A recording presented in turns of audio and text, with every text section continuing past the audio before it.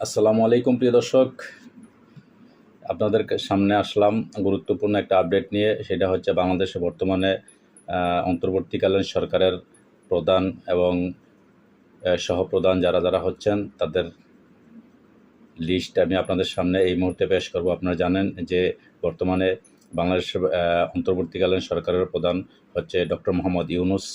বাকি সদস্যরা তাদের সাথে সহযোগী কারা কারা হবেন তাদের নামও প্রচার করা হয়েছে।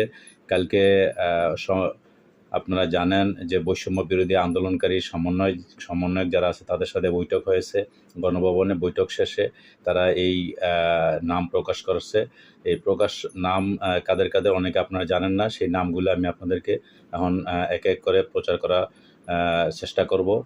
সর্বপ্রথম আমরা জানেন যে এই অন্তর্বর্তীকালীন সরকারের যে প্রধান হচ্ছেন, এটা আপনারা নিশ্চয়ই সবাই তাদেরকে তাকে চিনেন এবং জানেন। তার নাম হচ্ছে ডক্টর মোহাম্মদ ইউনূস, নোবেল বিজয়ী। তিনি ইন্টারন্যাশনাল একজন পরিচিত ব্যক্তি। তাকে বাংলাদেশের তথা বিশ্বের সবাই তাকে চিনেন। আর বাকি যারা হচ্ছে তাদেরকে অনেকে চিনেন না, যার জন্য তাদের লিস্টগুলো আমি বলার চেষ্টা করছি। বাকিরা সদস্যরা হলেন, 1 নম্বর হচ্ছে ডক্টর সলিমুল্লাহ খান, তারও আপনারা অনেকে চিনেন। 2 নম্বর হচ্ছে ডক্টর আসিফ নজরুল স্যার, তিনিও ইনশাআল্লাহ তাকেও সবাই মোটামুটি চিনেন। বাকিরা হচ্ছেন বিচারপতি অফসর মোহাম্মদ আব্দুল ওয়াহাব মিয়া।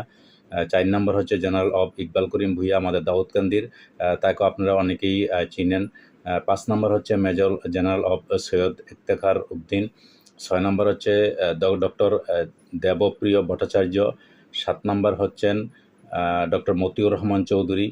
8 নম্বর হচ্ছেন ব্রিগেডিয়ার জেনারেল অফসর এম.এ. সাকওয়াত হোসেন, ওনাকে সবাই চিনেন, উনি সাবেক নির্বাচন কমিশনার ছিলেন। 8 নম্বর উনি। 9 নম্বর হচ্ছে ডক্টর হোসেন জিল্লুর রহমান। 10 নম্বর হচ্ছে বিচারপতি অব এম.এ. মতিন, আপনারা সবাই তাকেও চিনেন। তো দর্শক, এই 10 জনের নাম প্রকাশ করা হয়েছে এবং 10 জনকে সিলেক্ট করা হয়েছে। এই 10 জন নিয়ে ডক্টর ইউনূস অন্তর্বর্তীকালীন সরকার গঠন করে তারপরে আগামী 3 মাসের মধ্যে নতুন একটা নির্বাচন গঠিত করবেন। আপনাদেরকে জাতিকে একটা নির্বাচন, একটা ভালো একটা গ্রহণযোগ্য এবং সকল দলের অংশগ্রহণে একটা ভালো একটা নির্বাচন, সুষ্ঠু এবং নিরপেক্ষ নির্বাচন দেওয়ার চেষ্টা করবে তারা ইনশাআল্লাহ। আমরা সবাই ইনশাআল্লাহ তাদের কাছে আশাবাদী। আশা করি নিশ্চয়ই দেশের পরিস্থিতি শান্ত এবং ভালো হবে। আসসালামু আলাইকুম।